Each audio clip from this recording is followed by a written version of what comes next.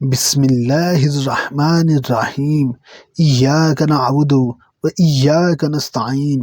Virginia calculator Thomas فیلر 1724 میں 14 سال کی عمر میں غلامی میں فروخت ہونے والا ایک افریقی کبھی کبھی ورجینیا کیلکولیٹر کے نام سے جانا جاتا تھا، کیونکہ اس کے دماغ میں ریاضی کے پیچیدہ مسائل کو حل کرنے کی اس کی غیر معمولی صلاحیت تھی۔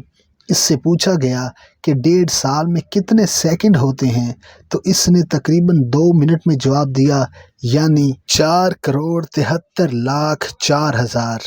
ایک بار پھر اس سے پوچھا گیا کہ ایک آدمی کتنے سیکنڈ جیتا ہے جس کی عمر 70 سال 17 دن اور 12 گھنٹے ہے۔ اس نے 1.5 منٹ میں جواب دیا، یعنی 2,21,05,08,000۔ Subscribe masters in academy 2.0۔